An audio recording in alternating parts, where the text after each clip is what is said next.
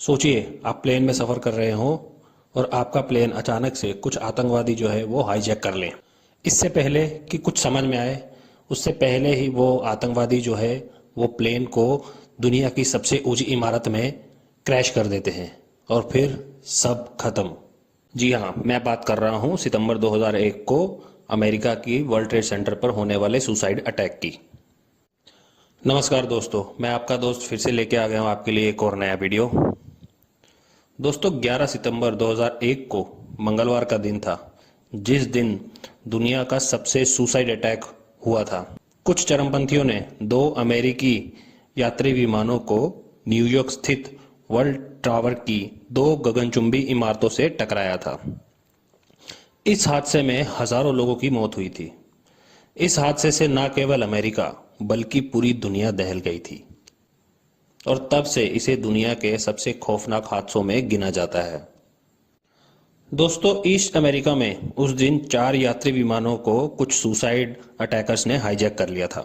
इसके बाद उन्होंने इसका इस्तेमाल न्यूयॉर्क और वाशिंगटन की बेहद मशहूर इमारतों पर हमले के तौर पर किया था। इनमें से 2 विमान जो थे वो न्यूयॉर्क के वर्ल्ड ट्रेड सेंटर की इमारतों से टकरा गए।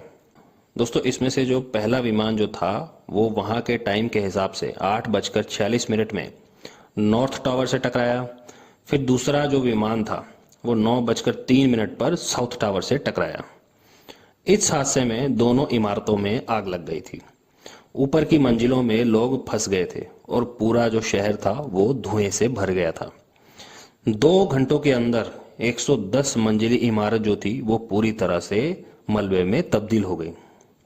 फिर थोड़ी देर बाद 9:37 में तीसरा विमान वाशिंगटन डीसी से थोड़ी दूर अमेरिका का जो हेडक्वार्टर है डिफेंस का, पेंटागन जिसको बोलते हैं, वहां पे टकराया। फिर चौथा विमान 10:03 में पेंसिल्वेनिया के मैदानों में क्रैश कर गया। दोस्तों माना जाता है चौथे विमान से चरमपंथी जो थे वो वाशिंगटन डीसी की कैपिटल बिल्डिंग पर हमला करने वाले थे। दोस्तों ये जो सुसाइड अटैक्स हुए थे, इस अटैक में टोटल जो थे 2977 लोगों की मौत हो गई थी। इनमें से जो ज़्यादातर लोग थे वो न्यूयॉर्क में जो वर्ल्ड ट्रेड सेंटर पे जो प्लेन्स जो क्रैश हुए थे उसमें मरे थे। अगर मैं बात करूं इन 4 विमानों में कुल 246 यात्री और चालक दल के साथ सदस्य सवार थे। ये सब उन हादसों में मारे गए। वर्ल्ड ट्रेड टावर की दोनों इमारतों के गिरने से 2606 लोगों की मौत हो गई और पेंटागन में हुए हमले में 125 लोगों की मौत हुई थी। इन हादसों में मरने वाले सबसे कम उम्र क्रिस्टन ली 2 साल के हेंसन की मौत विमान पर सवार अपने माता पिता के साथ हुई थी, जबकि सबसे अधिक उम्र के सदस्य 82 साल के रॉबर्ट नॉर्टन थे, जो अपनी पत्नी जैकलिन के साथ एक शादी में शामिल होने के लिए जा रहे थे। फिर वर्ल्ड ट्रेड टावर से पहला विमान टकराया था, तब मोटे अनुमान के मुताबिक इमारत में करीब करीब 17,400 लोग मौजूद थे। मतलब जिस समय वो जो प्लेन था, पहला जो प्लेन था जो क्रैश हुआ था जिस बिल्डिंग में, उस बिल्डिंग में अराउंड 18,000 के लोग मौजूद थे। फिर नॉर्थ टावर में जहां विमान टकराया था उससे ऊपर कोई मौजूद शख्स जीवित नहीं बचा, जबकि जो साउथ टावर था जब वहां पे विमान टकराया उससे ऊपर वाली मंजिलों में जो 18 लोग थे उनको जीवित बचा लिया गया, बाकी सब मर गए। मारे गए लोगों में 77 देशों के नागरिक शामिल थे। इसके अलावा न्यूयॉर्क सिटी में मलबे की चपेट में आने से भी 441 लोगों की मौत हो गई थी।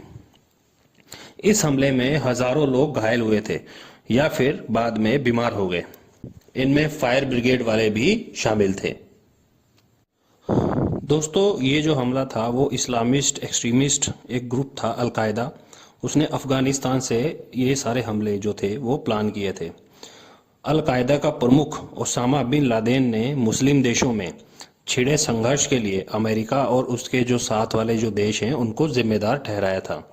फिर अल-कायदा के 19 हमलावरों ने इस हादसे को अंजाम दिया था। 3 समूह में 5-5 हमलावर थे, जबकि चौथी टीम में 4 हमलावर शामिल थे। इन 19 में से 15 जो एक्सट्रीमिस्ट थे वो सऊदी अरब से थे, जो 2 थे वो यूएई से थे और बाकी के जो बचे 2 थे उनमें से एक इजिप्ट और एक लेबनान से था। दोस्तों 11 सितंबर के हमले के 1 महीने के भीतर तत्कालीन अमेरिकी राष्ट्रपति जॉर्ज डब्ल्यू बुश ने अल-कायदा और ओसामा बिन लादेन को खत्म करने के लिए अफगानिस्तान पर हमला कर दिया। फिर अमेरिका को इस मुहिम में दूसरे देशों से भी मदद मिली थी। फिर करीब 10 साल बाद 2011 में ओसामा बिन लादेन को अमेरिकी सैनिकों ने पाकिस्तान के एबटाबाद में मार गिराया था। 11 सितंबर के हमले के कथित रणनीतिकार खालिद शेख मोहम्मद को पाकिस्तान में 2002 में हिरासत में ले लिया गया था। तब से उन्हें अमेरिका की गवातानामो बे जेल में रखा गया है। अभी तक उनकी सुनवाई जो है वो शुरू नहीं हुई है। अल-कायदा आज भी सक्रिय है। अब यह अफ्रीका के सब सहारा क्षेत्र में कहीं ज़्यादा मजबूत है, लेकिन इसके सदस्य अफगानिस्तान में भी मौजूद हैं। ओसामा बिन लादेन के मरने के बाद भी अमेरिका ने अफगानिस्तान और दूसरे देशों में आतंकवादियों के खिलाफ जो जंग थी वो जारी रखी। फिर करीब 20 साल बाद अमेरिका ने अपने सारे सैनिकों को अफगानिस्तान से वापस बुला लिया, क्योंकि यह जो युद्ध था, ये जो आतंकवाद के खिलाफ युद्ध था, ये बहुत ही लंबा चला और इसकी वजह से अमेरिका के बहुत सारे जो आर्मी के जवान थे वो शहीद हो गए और बहुत सारे लोग जो थे उनकी आधी जिंदगी जो थी वो अफगानिस्तान में ही घर से दूर बीत गई। इसीलिए अमेरिका ने अफगानिस्तान से अपने सारे जो थे आर्मी वाले वो सब बुला लिए वापस। अमेरिकी आर्मी जो थी वो वहाँ पे अफगानिस्तान में इसलिए भी नहीं टिक पाई थी क्योंकि जो अफगानिस्तान का जो ज्योग्राफी है वो बहुत ही एक्सट्रीम है। जो पहाड़ हैं, बहुत बड़े बड़े पहाड़ हैं, पठार हैं बहुत बड़े बड़े, और अमेरिका को वहाँ पे अमेरिकी आर्मी जो है उनको वहाँ पे लड़ने का इतना अभ्यास नहीं था। और यही वजह जो थी वो अमेरिका कभी भी अफगानिस्तान में पूरे आतंकवाद को ख़त्म नहीं कर पाया। इसी वजह से ही अमेरिकी गवर्नमेंट ने पूरे अपने आर्मी को अमेरिका वापस बुला लिया था। दोस्तों 11 सितंबर के इस हमले के बाद अमेरिका में विमानों की सुरक्षा व्यवस्था काफ़ी बढ़ा दी गई थी। अमेरिका में एयरपोर्ट और विमानों में जांच करने के लिए स्पेशल ट्रांसपोर्टेशन सिक्योरिटी एडमिनिस्ट्रेशन का गठन किया गया। न्यूयॉर्क में जो वर्ल्ड ट्रेड सेंटर था उसके मलबे को हटाने में कुल 8 महीने से भी ज़्यादा वक्त लग गया था। फिर उस जगह मेमोरियल और म्यूजियम बनाया गया है और अलग डिज़ाइन में वहाँ इमारत फिर से खड़ी की गई। वर्ल्ड ट्रेड सेंटर की इमारत को अब फ्रीडम टावर कहा जाता है। यह पहले की इमारत उत्तरी टावर की 1368 फीट की ऊंचाई से करीब 400 फीट ऊंची यानी 1776 फीट ऊंची इमारत है, जबकि पेंटागन में नष्ट हुए हिस्से को 1 साल के अंदर बना लिया गया था और फिर वहां अगस्त 2002 से ही वो डिपार्टमेंट के जो ऑफिसर्स थे उन्होंने बैठना शुरू कर दिया। दोस्तों कहने को तो अमेरिका एक सुपर पावर है, लेकिन किसी एक इंसान की वजह से अमेरिका को इतना नुकसान झेलना पड़ा और 10 साल तक उस अकेले इंसान ने पूरी अमेरिकी सरकार को परेशान किया था।